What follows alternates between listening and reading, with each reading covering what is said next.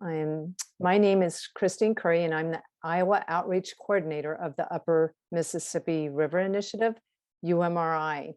Welcome to our 2022 series on soil and water conservation, Thinking Like a Watershed program. The monthly presentations take place the first Tuesday of every month at 7 p.m. Central Time. They are jointly hosted with our our Isaac Walton League colleagues and of the Upper Mississippi River Initiative. This evening we have Chris Henning, who is co-hosting with us. She's from the Panora Conservation Chapter. And thank you for joining us this evening for another extraordinary presentation. Save Bloody Run Goes to Court, an update from a dedicated water policy scientist who has turned radical to save Bloody Run. This evening, we will learn the latest updates from Steve Veysey about the efforts to protect Bloody Run Creek in Northeast Iowa. The creek is one of Iowa's protected outstanding waters, and yet is the site of an 11,600 head confinement beef operation with questionable or even illegal state oversight. Steve, who has a long history of challenging water quality policy and protocols, is one of the core radicals in a group known as the Committee to Save Bloody Run. This evening, you will learn what you can do to help save Bloody Run. Steve will fill us in on all the details of Supreme Beef's facility and their blatantly flawed nutrient management plan. The feedlot expansion is cited in Iowa's delicate karst topography, and evidence suggests that state officials and elected otherwise are facilitating an environmental pass that will result in the degradation of Bloody Run. If we can't save Bloody Run, a state designated outstanding water, is there any hope for water quality in Iowa and beyond? Besides being an avid angler, Steve has an extensive background in water quality policies, retired from Iowa State as the manager of the chemical instrumentation facility, and has spent the past 25 years working to improve water quality in Iowa. He's best known for his efforts related to development and implementation of proper Clean Water Act standards for Iowa. He brings a strong science background and a willingness to understand the devil in the details, as he puts it, of water quality standards and AFO regulations. This evening, Steve is sporting a bad cold, and it's compromised his voice, so he's going to stay with us and try to articulate as much as he can under his conditions. So we are super grateful to have him on board. In 2 days, Bloody Run goes to court, and he's going to give us some of the details. So welcome, Steve. Thank you. Thank you so much. Let me start resuming the share. Those who know me, I guess, know that I've been a radical for quite a while. Depending on your background, you're going to expect to take away certain things from this presentation. You may not be interested in Bloody Run. You may be interested in some other watershed in Iowa or elsewhere. And I'm going to show you some of the strategies and tactics and tools that we have used. And I'm going to be upfront and blunt as long as my voice holds out. So, brief history of the Committee to Save Bloody Run, 4 people: Larry Stone, me, Wally Taylor, Jess. Legal is Wally Taylor, plus several advisors. And we have an advisory panel of scientists, advocates, and conservationists, and I guarantee if I listed them, you'd probably know every one of them. It's a relatively small community in Iowa. So our purpose is to save Bloody Run, and through 3 methods: 1, litigation support; water testing; and advocacy. So the Committee to Save Bloody Run didn't even form until we had exhausted all other remedies and knew that we were going to have to sue. Some of the partner organizations and some of the efforts we've made already: Sierra Club, of course, Iowa Environmental Council, IKES, SOS program, Trout Unlimited, Clayton County Conservation, Iowa Coldwater Conservancy, Hawkeye Fly Fishing, and a lot of others. So I want to reference a presentation, a webinar that was given at the end of June 2021. And I've got the link on there, and maybe Chris can put the link in the chat room, maybe. If not, I know the slide presentation will be somewhere that you can get to it. This is an hour-and-a-half presentation, and there's a lot of good material in it. The panelists we had there included Chris Jones, you all know, Tom Murray, Dr. Secchi, and Gene Tinker, former section head of DNR AFO. So if you go through this hour-and-a-half presentation, focus on what Gene has to say, because that's where you're going to get information you've not heard before. We've heard Chris, we've heard Tom, we've heard Sylvia. There's another reference document you should get a hold of, and just search for it, or we'll put it, I know it's on our webpage. This is Living in Karst, which was a survey done in 2005 for public policy makers. The intent being persuade them to enact legislation and rules that would protect karst from the ever expanding AFO industry. There's a lot of good material in there. And this is the time period, 2005, 2006, where whatever is good in our Iowa code about animal feeding operations, it derived from that.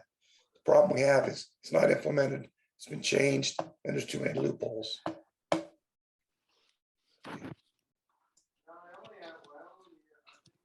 So we're going to discuss tactics and techniques. The problem isn't that it's an 11,600 head cattle confinement. The problem is they've already spent $10 to $20 million. Now, this is Iowa. You really think we're going to shut down an ag facility that's invested $20 million in their project yet? That's not going to happen.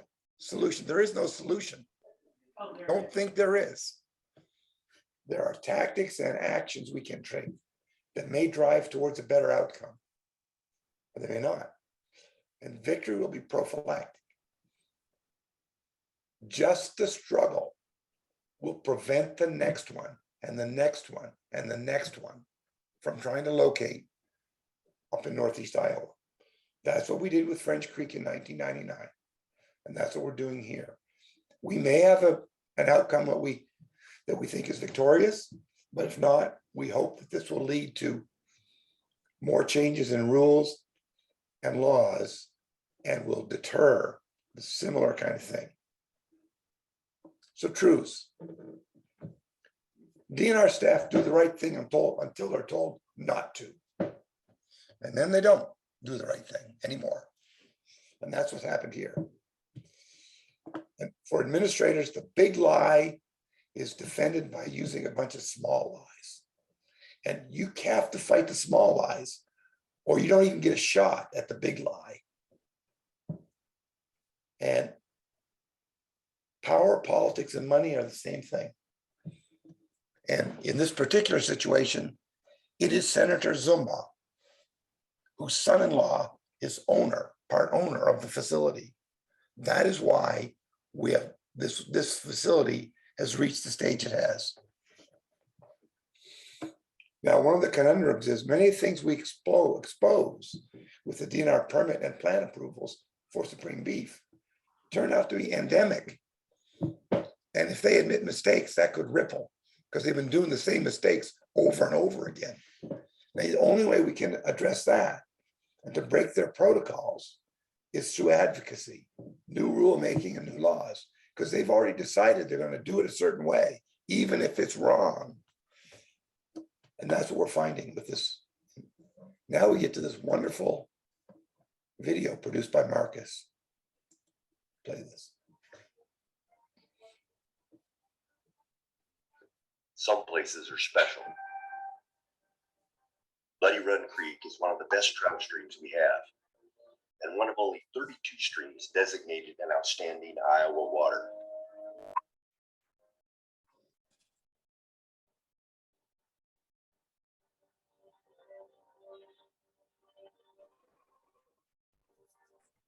But Bloody Run is in danger, An 11,600 head cattle feedlot is being built in the watershed. The Iowa DNR, despite public opposition, has approved a plan to apply manure from the cattle not only on land in the Bloody Run watershed, but also on about 40 other fields in Iowa's driftless area. Unique on the planet, the driftless area is shaped by limestone bedrock more than 300 million years old. The driftless, unlike most of the rest of the state, escaped most recent glaciers and the blanket of soil or drift those ice sheets left behind. What we have instead are deeply cut rivers and valleys, woodlands, bluffs, and cold water streams fed by springs.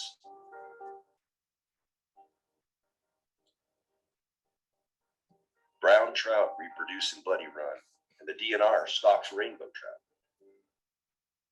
Anglers travel from afar for the trout fishing experience. The springs feeding driftless creeks often emerge from the fractured limestone bedrock, karst.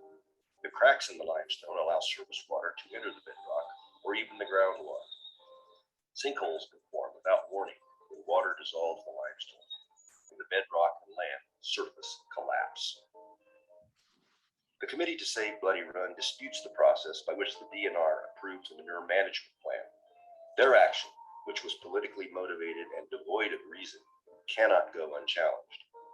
We are appealing to the public to pressure the DNR and state government to rescind the plan.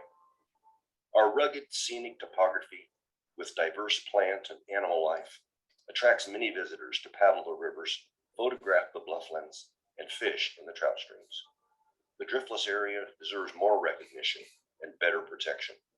If we cannot protect the best we have, then nothing can be protected. You can help. Please donate for the sake of Bloody Run.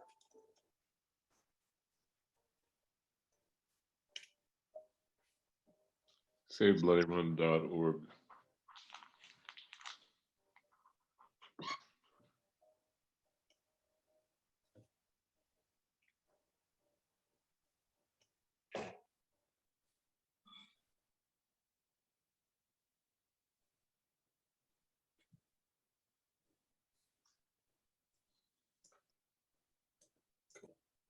So, brief history of Waltz Energy and Supreme Beef, Bloody Run. So, Bloody Run's an outstanding Iowa water. A CAFO is defined as a point source in the Federal Clean Water Act. They have to claim they are not. Otherwise, they need an NPDES permit. And in Iowa, they all do that. They all claim they will never discharge. Then they don't need to go through the NPDES permit process, which involves public comment and environmental assessments. But they're also no longer covered by the protection of a permit, which means if they have any discharge for any reason, and we can document it, in theory, they can be sued. So anti-degradation was implemented in Iowa in 2009. We filed a lawsuit with EPA in 2006 and forced the implementation of anti-degradation protocols into Iowa's implementation of the Clean Water Act. That created tier 2.5 waters. 32 of the stream segments are trout streams. And Bloody Run is 6.5 miles. Now, Chris, Yes. can you read those bullet points? Can I do what? Can you read those bullet points? Do you want me to read them for you? Yeah. So I'm looking at the history of Bloody Run Creek and trout there. The thriving population of naturally reproducing brown trout, and that DNR stocked up to 10,000 rainbow and brook trout annually. Among the top 10 of Iowa's 80+ trout waters, historical water quality measurements says it's one of the cleanest streams, and 18,000 fishing trips to Bloody Run. Talking tourism, in the name or in the amount of $800 annually, economic benefits to the region. That's not anything to, And we'll stop you there because that's enough. People All can right. read the rest of them. Let's move on to the next slide here. So part 3, Waltz Energy, Supreme Beef. okay, It's a series of limited liability corporations owning each other. And basically, it's Mike Dean and Jared Waltz. That's what it is. And Jared Waltz is Senator Zumbach's son-in-law. Waltz Energy and Feeder Creek. seems like an conflict of interest, doesn't it? Well, I am preparing an ethics complaint. And that will be filed at some point. Right. So it was supposed to be a methane digester with 10,000 cattle. And that was the Feeder Creek part, was the methane digester. And that was just 2 entrepreneurs who basically couldn't put the funding together. So construction began in April 2017 without a stormwater permit. That should be illegal. They were notified that they needed an individual permit, not a general permit. Throughout the spring 2017, early summer, many deficiencies in the stormwater application. On July 28 and August 1 of 2017, Senator Zumbach stepped in personally and interfered with the process. And 2 weeks later, they got their draft permit for stormwater, even though the permit writers had objections to it. The other thing happening at the same time, and this was the central question from the beginning, how can you justify a huge earth and manure pit in karst terrain? It's supposed to be illegal. That's what came out of those 2005, 2006 studies and legislative actions. That's what came out of it. So they're trying to do it, even though it should not have been allowed. So what they decided to do was permit as an industrial wastewater lagoon, not an earth and manure basin for cattle. So was there interference there? There was a lot of shady things going on with that decision. We don't have time to go into them all. In June 16th, Gene Tinker, head of the AFO group, he simply told them, no, I'm not going to allow this as a manure basin in karst. That's when, a week later, the wastewater engineering section was told, you will permit it as an industrial treatment lagoon. Problem is, it's not a treatment lagoon, it's a storage basin. Wastewater engineering section has no authority to permit a storage basin. They can only permit treatment lagoons. Also, they should have required an anti-degradation review, which allows public comment, and they didn't do that. So in 2018, multiple violations of the permit. DNR documented the impacts. DNR attempted in July 2018 to refer Waltz Energy to the Attorney General's office. They had to go through the EPC to do that. The EPC, after hearing all sides of the argument, the motion failed for lack of a second in the EPC meeting. We've researched that for 10 years, over 66 different occasions. That's the only time a referral motion by DNR through the EPC to the AG, it's the only time it has failed for lack of a second. And virtually every other time, those referrals are approved unanimously. So what kind of interference is going on with the EPC?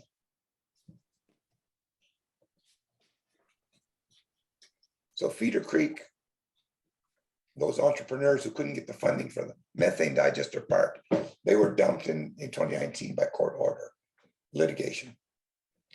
So in early 2020, Supreme Beef informed DNR the project would just be an AFO, 11,600 cattle. But the permitted industrial treatment lagoon would be used as an AFO earthen storage basin, something Gene Tinker had previously said, you can't do that. Of course, Gene was no longer head of that. He had been retired out from other controversies. So this is a huge issue, and it's central to some of the shenanigans going on. Whether we'll be able to get this before the court remains to be seen. So the NMP process. It's a nutrient management plan. It's the same as an MMP, but MMPs are for confinements, NMPs are for open feedlots. There are some subtle differences. So there were a number of attempts rejected by DNR. In July 28, 2020, the application was 45 fields. That's when I got involved in reviewing it, and I did a fairly deep dive into it. And I found some technical issues with how they were doing their calculations for soil loss and phosphorus index on those 45 fields. I brought that to DNR's attention, and they were still doing the right thing at that time because they had not yet been told not to. And they agreed with me, and 32 of the fields were rejected. Well, on October 2nd in the morning, Supreme Beef was told, It's a live broadcast on Waters Protectors out of Iowa that Deb Jacoby sent Tom. Tom sent it to me and Greg, and they're watching it. I just tuned in, and we'll see. I won't bother you with it, but all right. So there was, on October 2nd in the morning, Supreme Beef, the Waltzes were told their permit was going to be denied. On the afternoon of that same day, Senator Zumbach called Kayla Lyon, DNR director. And by the end of the day, they had reached agreement that a permit would be issued for 2,700 head, 13 fields, and that the additional NMP would be approved later once they had fixed the problems with the fields. There was no public comment for that October 5th permit. The October 5th approval letter for that permit predates the actual application. The application is October 7th, but they have an approval letter from October 5th. You tell me the fix was not in. When I found out about it, I looked at those 13 fields more closely. Half of them didn't qualify. And I brought that to DNR's attention. Well, they agreed with me, but they said, well, we agree with you, but we're not going to do anything about it because there's no manure being spread at the moment. And by the time they have manure, they'll have submitted their other application, which we will approve. So we're not going to do anything about the fact that what we just approved for 13 fields, half of the fields should not have been approved. So that brings us to February 2021. Of course, by now the fix was in. DNR staff knew that they had no choice except to approve the permit. During the winter of 2021, they've been working hand in glove with Supreme Beef to make sure that the application submitted, in their opinion, quote, would be approved. Well, we still found multiple issues. There were extensive public comments, and they're basically ignored in the response. The manure basin in karst should not have been allowed. That section of the NMP was left blank. The reason they left it blank was because the public can't comment. This was their argument. The public can't comment on something that isn't there. So since it was left blank, they didn't accept any critique of this manure basin in karst. They rejected all of that, including Bob Libra, Iowa State geologist. The new thing in this one from the previous applications, gross miscalculation of the nutrient content of the manure, gross miscalculation. There were other technical problems with the Russell II soil loss calculation, P index. Okay, We've covered that. Let's move on. So flaws in that plan. Underestimates nitrogen and phosphorus, illegal manure storage, no consideration of soil loss or water quality impairment in an area of karst. So when we did the calculations, if you use, when they calculate the annual production of nutrients from the manure, if you use the Iowa Administrative Code tables, which are there for that purpose, you come up with this amount in pounds of nitrogen per year, this amount in phosphorus. That's using the Iowa Code tables that are the defaults. They used numbers that ended up giving final values here and here. 4 times less for nitrogen, 6 times less for phosphorus than we believe will actually be the nutrients produced. That, of course, allows them to say, to require much fewer acres. Now, it actually is worse than that. So you have to understand. So let's count jelly beans. So Sue has 100 jelly beans. She puts 10 beans in 10 jars. Fine. Fred has 100. He puts 50 beans in 2 jars. So when the jelly bean inspector stops by, Sue and Fred truthfully report 100 jelly beans, because 10 times 10 equals 100 and 2 times 50 equals 100. Everybody with me so far? Cool. But Jared doesn't want to report all his jelly beans. So when the inspector stops by, he says, well, Fred has 2 jars. Sue has 10 beans per jar. I guess I have 20 jelly beans, because 2 times 10 is 20. But that's not true. That's a lie. So it's a mathematical non sequitur a child could see through. But this is how DNR is allowing the applicant to calculate NMP amounts. That will be times 4 and times 6 less than actual nutrient amounts, we believe. So that's my jelly bean story. There are other things wrong with that NMP application we won't spend time on. So what has Iowa Sierra Club, Iowa Environmental Council, other advocates done? Public comment period, 2021, 100 public comments. DNR approved it and refused to provide adequate explanation. I followed up when they submitted their summary of public comments and the reasons why they did not accept them. I followed up with a 20-page rebuttal, and they would not even put it in the public record. So for this litigation, that's one of the first things we have to make sure, that we can get all of the public comments and all of the rebuttal to DNR's flawed response into the judicial record. Then we petitioned the Environmental Protection Commission to review DNR's decision.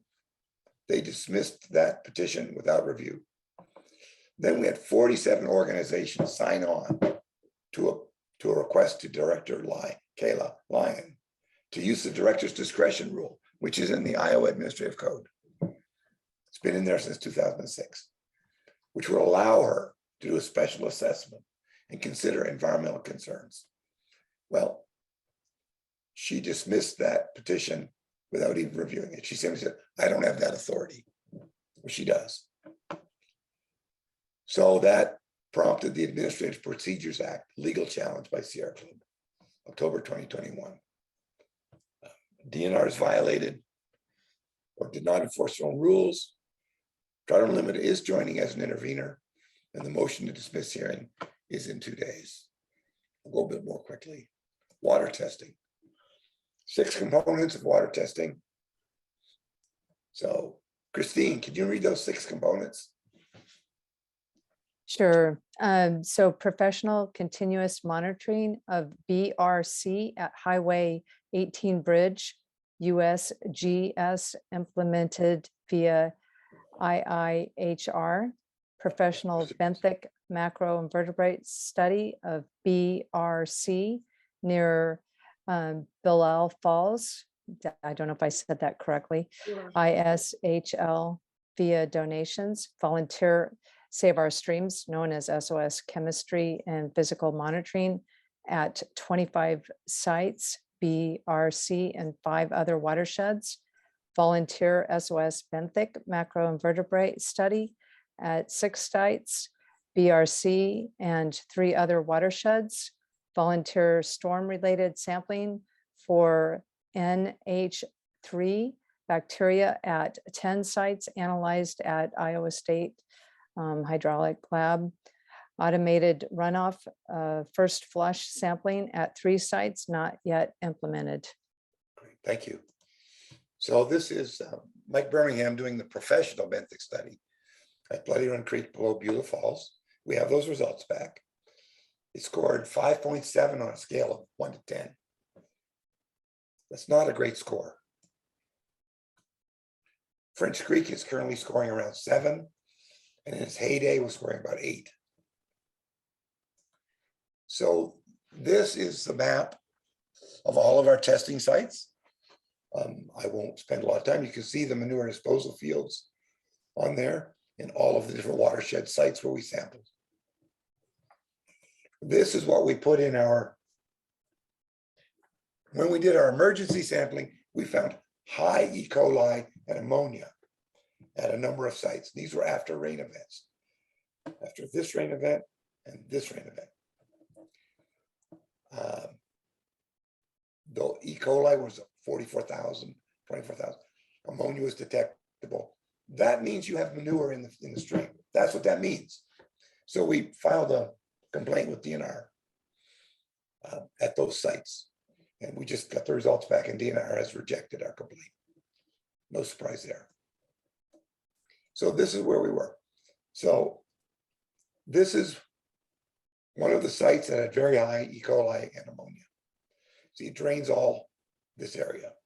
These are fields that are in their nutrient management plan. These are hay fields. This site tested regular, normal. This site, HOC1, also tested very high, and it drains a number of other fields. And you can see the levels are on there. So now we're getting close to the end, guys. These are important slides. This is for nerds. Tools to sort through the weeds. Okay. GIS mapping skills, ArcGIS 10.8 desktop. Because you need to create your own unique layers. You can't go out and get the fields layer. You have to create it. So that's the tool that you want to have in your team. Open records requests. We did 5 or 6 of them. Huge trove of emails, 3.6 gigabytes of data and documents to sort. That's where we're falling down. There's a lot of information there, and we still need to mine it to get information out of the data. Okay, NMP, MMP skills. And I know some of you on the call have some of these skills. Thorough knowledge of page 1, page 2, page 3 calculations. And a lot of you have that.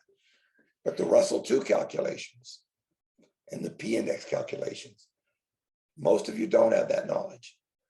I had to go to a training class. I had to take a formal training class from Iowa Extension.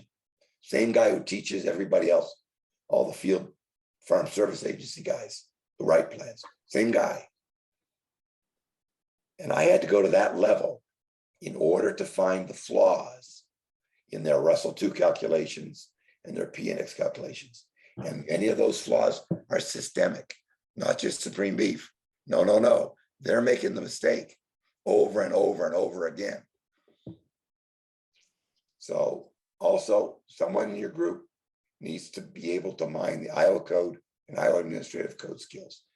Tenacity is required, because when it comes to Chapter 65 AFOs, Division 1 is for confinements. Division 2 is open feedlots.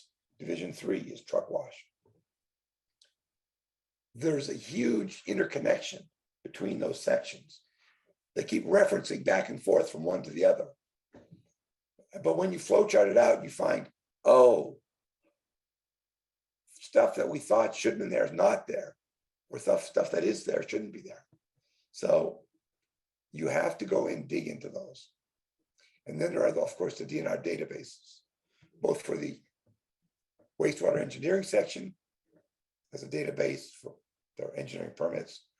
DNR has facility, AFO facility records, compliance records. You have to have someone who's keeping up on that and mining them repeatedly. And the devil's in the details. If you don't understand the processes completely, you will be bamboozled. And even when you out them, don't expect them to admit it. And the reason is there are basically no consequences to administrative lies that serve the interests of power, politics, and money. So they've made decisions about how they will implement Iowa code and Iowa administrative code, decisions that are just not justifiable. And when you point that out to them, they simply ignore you. And so how much of this we'll be able to bring out in the litigation, we don't know. It depends on what we can get in, assuming we pass the motion to dismiss, which is in 2 days. So just to show you again what this is the confinement. Each of these barns is 200 yards long. Each of these barns hold 1,800 cattle. And there's the lagoon in karst terrain. There's sinkholes right here, whole bunch of sinkholes right here. And there's a sinkhole right here. The 100-year floodplain flows right through that lagoon. Now, the top of the lagoon is above the 100-year floodplain level. But if you have a floodplain, that's where the water flows when there's a flood. What is that going to do to the outside of that earthen basin? It's going to erode it. All of a sudden, if you have serious floods, the water flows past and around that basin. Even if it doesn't overtop it, it's going to affect the integrity of that basin. And then finally, one last picture of Bloody Run Creek. Of course, this is why we do this.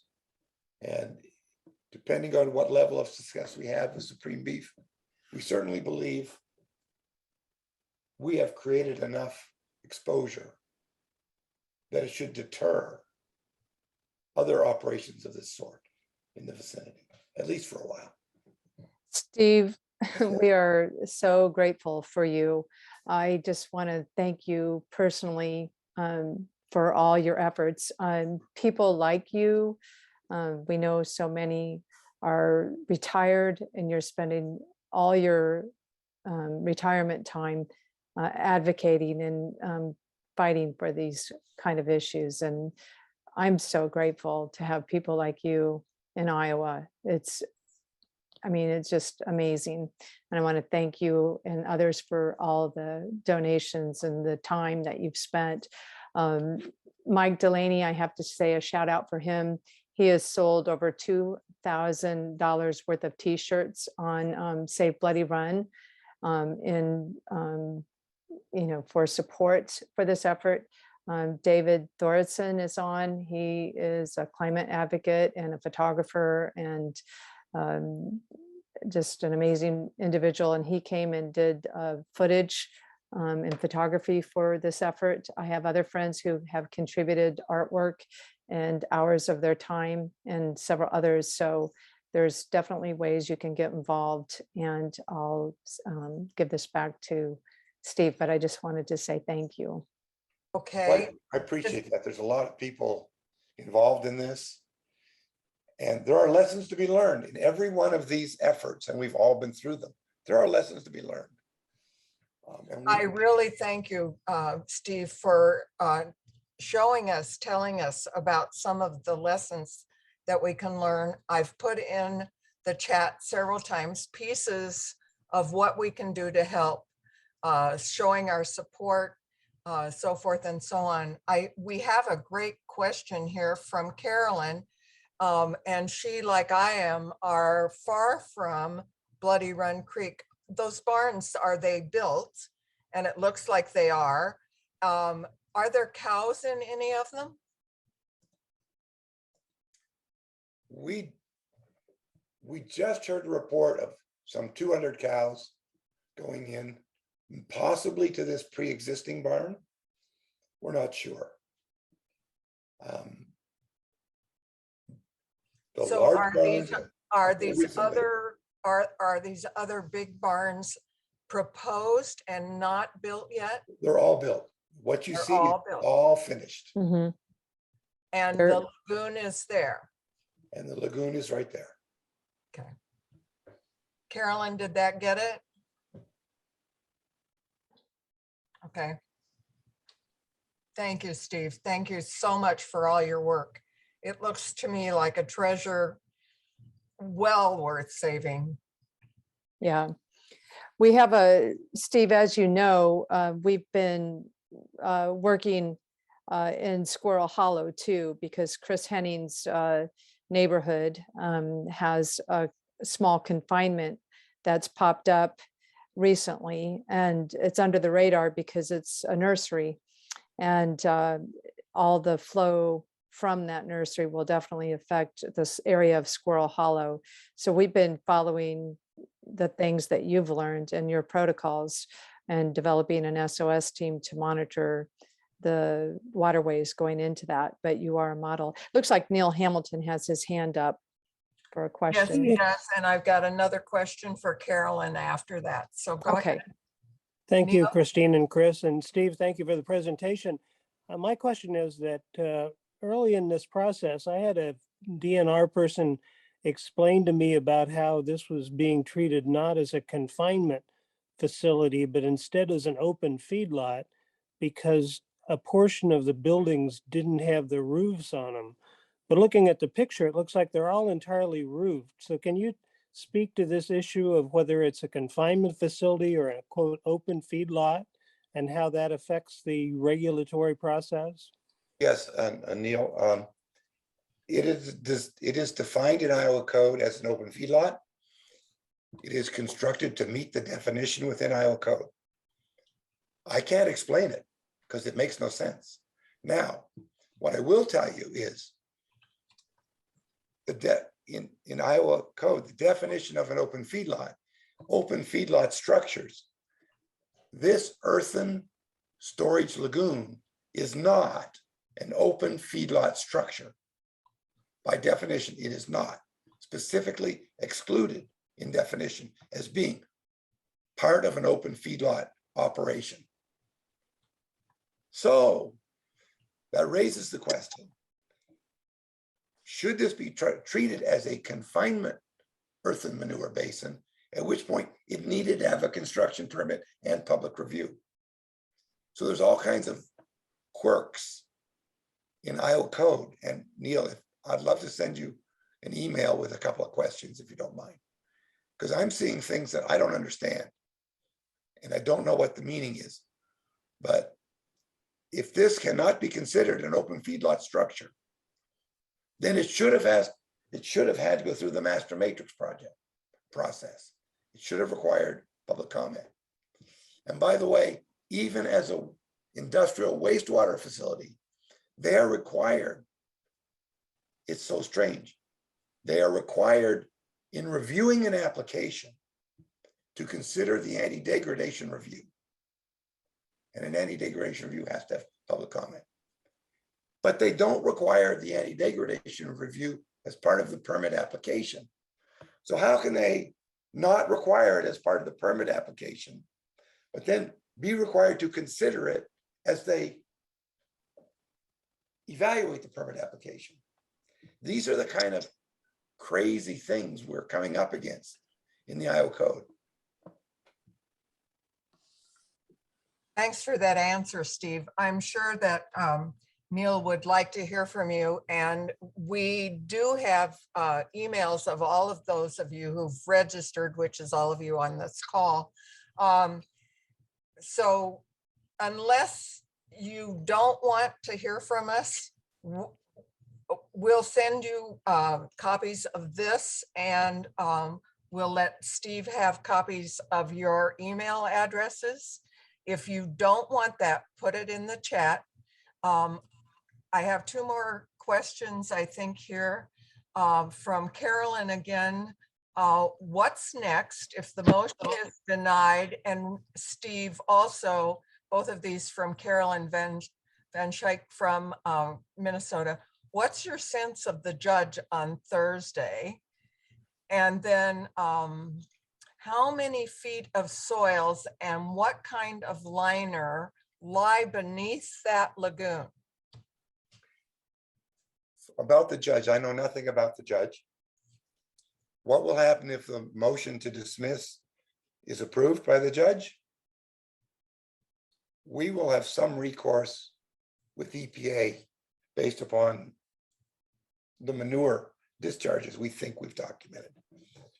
But frankly, we haven't discussed what to do next if their motion to dismiss is upheld. Regarding the liner, it's a thick polyethylene liner. There's about 2 feet of compacted clay beneath it. There are different requirements. If it's an animal feeding operation structure, earth and manure basin, there needed to be 25 feet of separation from the bottom of the pit to the top of bedrock or karst. If there be, as an industrial wastewater facility, then it was recommended there be 10 feet of separation from the bottom of the pit to the top of bedrock or karst, but only 4 feet required. Well, that's a stupid way of expressing something in code, because they're just going to, from the soil borings, we know that they wedged this thing in because their soil borings were showing wide ranging depths to bedrock. Some as shallow as 10 or 15 feet, some 40 feet, which means the karst topography is not flat underneath this. We do know that during the construction of this in August 2020,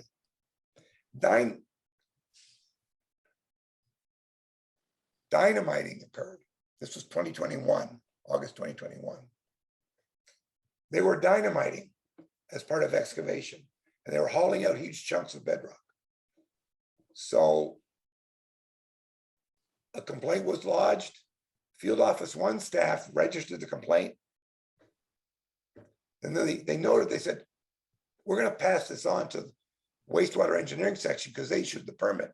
But we think they maybe ought to come back out and take another look.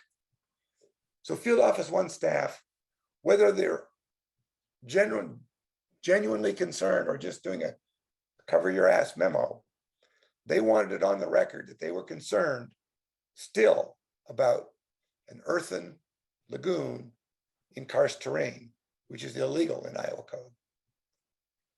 That complaint was forwarded on to wastewater engineering section. It died there. We did an open records request. We got nothing back. So we have to assume it simply died there. That has been the big issue from day one when the Feeder Creek guys out of Des Moines saw an opportunity to partner with the Waltz brothers up here in Northeast Iowa. That was the big thing all along. How do we put a pit there? It's not allowed. How do we do it? Well, they found a way. So there's a question here that I thought maybe you'd like to at least answer briefly for everybody. Is there any value in all of us elevating this issue to our local Iowa representatives, or is that time past? That time is not past. And as I mentioned, one of the things the committee to Safe Bloody Run is involved with is advocacy. Excuse me. And advocacy means rulemaking and new laws and plugging loopholes in existing laws. So getting involved with your representatives is still important. And I have been working on this ethics complaint for months against Senator Zumba. And we have direct evidence of his interference in 2 parts of this process. And we have hazy kind of fingerprints throughout the entire process. So the document I'm preparing is kind of a history of all of it. And it will be something that your legislators should read. Even if the ethics complaint goes nowhere, it will be basically documenting the political interference in this process.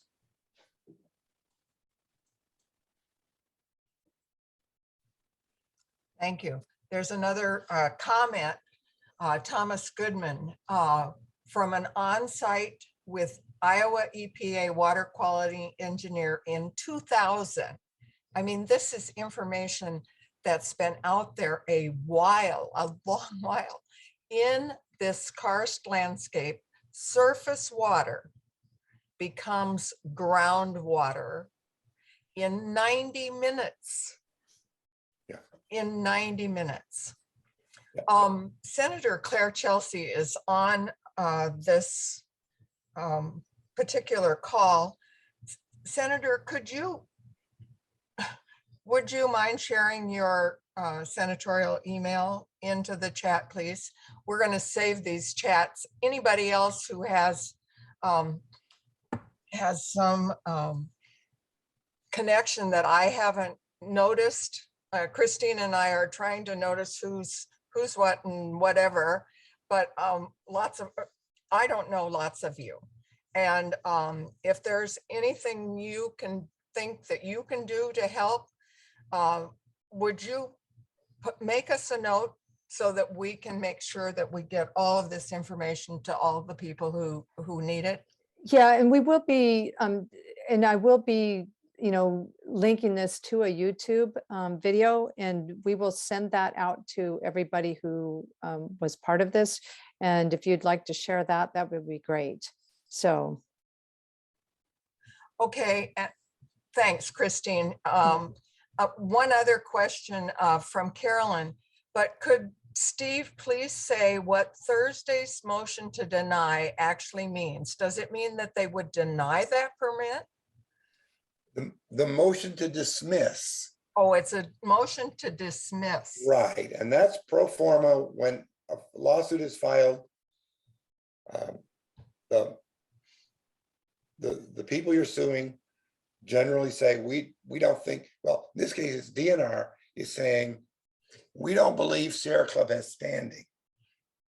They're also saying, we don't believe they've presented any evidence that there is an impact on Bloody Run Creek right now. Well, the cows aren't there yet. So from my perspective, what DNR in their motion to dismiss is saying is, Iowa citizens, Don't look down. You don't have a right to complain, and there's nothing to complain about. So we think we're going to survive that motion to dismiss. As I said, if we don't survive that, then I'm not quite sure what the next step is. They don't want anybody to look down, Steve, or up. And Yeah. Mark Pranger asked, where is it being heard? I know that we've got the go to meet me at M. Huppert. Is that the best way Yes. to know about it? Yes, it's a virtual meeting. It starts at 8:30 on Thursday morning. It's actually in Des Moines, but it's a virtual meeting. So everyone can join. You will not be able to, you'll be muted, but you can at least hear the arguments. And we should probably be able to share that link too, I assume.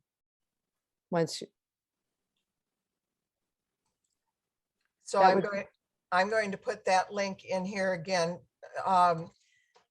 We'll do one last call for questions. We really appreciate your staying on, Steve. We know we had promised you a half an hour, and Christine and I decided you were important enough that and what you were presenting was important enough that everybody hear it. And we really appreciate your staying on and giving us all the lowdown.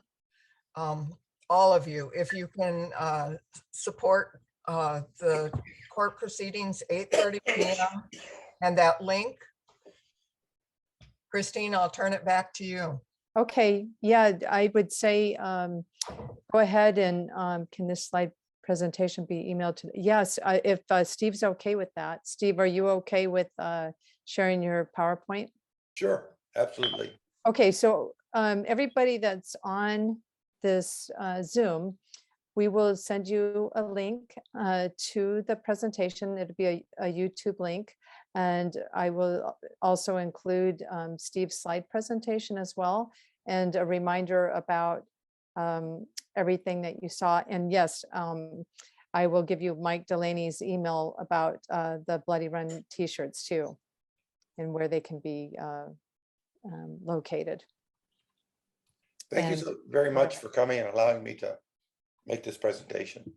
Oh, Steve, we are just, this is our whole mission, is to amplify the voice of everybody here in our state, especially people like you who are doing that. Mike Delaney just put his email in the box, and he has been excellent about emailing or providing these Save Bloody Run t-shirts, which is a design from Bonnie Kulik, another artist. I guess she's even in the Decorah area, but this has been used for several water missions in Iowa. And Save Squirrel Hollow has this, and Save Bloody Run. And there's t-shirts and sweatshirts, and it's a good way to advertise the cause. Okay, if you want to save that chat right now so that you have it right away, just press those three little dots and say save chat, and it'll save it to your computer. Thank That's you for all. everybody, right? Yes, that'll do for everybody. Okay, perfect. All right, have a beautiful evening, and we will be back next month with another Thinking Like a Watershed, and we will send out information regarding that. Look for our website, and also for updates, go to savebloodyrun.org, and you can make contributions there. But have a beautiful evening, and thank you so much, everybody, for showing up on this first Watershed presentation. Thank you. Thanks. Bye. Steve, thanks again. And I hope you feel better soon. Thank you. And thanks, Chris You're and welcome. others. Thank you, everybody, for being here. Thanks. Thanks, Senator Celsey. Thank you. And Thanks, David Thorson, Rick and Larry Stone. Thank you.